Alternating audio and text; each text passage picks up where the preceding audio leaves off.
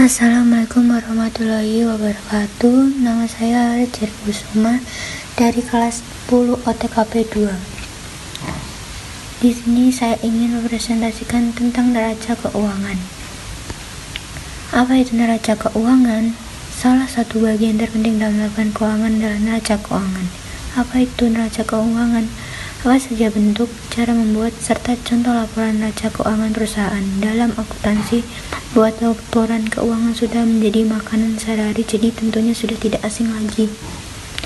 Laporan keuangan adalah sebuah informasi mengenai keuangan sebuah perusahaan yang dapat dipakai untuk melihat kinerja suatu perusahaan dalam satu periode. Agar bisnis maupun usaha dapat berjalan lebih lancar, maka memang harus dilengkapi dengan sistem pelaporan keuangan yang sesuai. Apa saja komponen dalam laporan neraca keuangan perusahaan? Aset merupakan sebuah nilai kekayaan perusahaan yang digunakan untuk kebutuhan sekaligus dukungan untuk operasional berdasarkan jangka waktu pemakaiannya. Aset lancar dibeli dengan tujuan untuk simpanan, di mana selanjutnya bisa digunakan untuk membiayai operasional perusahaan, perputaran kas perusahaan, dan sebagai investasi. Contoh aset lancar: saham, obligasi, deposito, wesel tagih.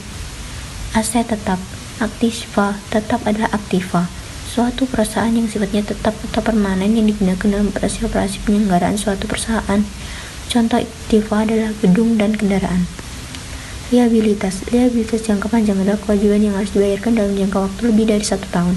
Contoh dari liabilitas jangka panjang adalah tukang yang berbentuk hipotek, utang obligasi, dan pinjaman dana tunai.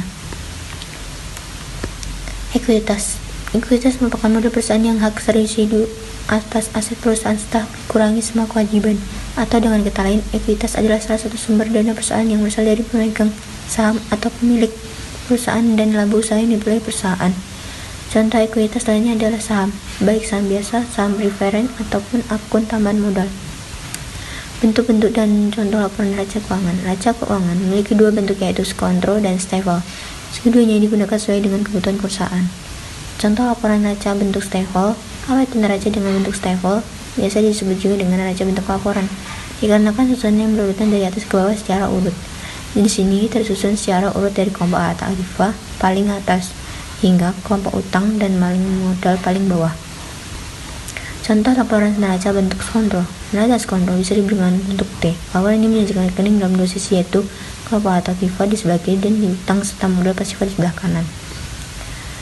Mungkin cukup sekian dari presentasi saya tentang neraca keuangan.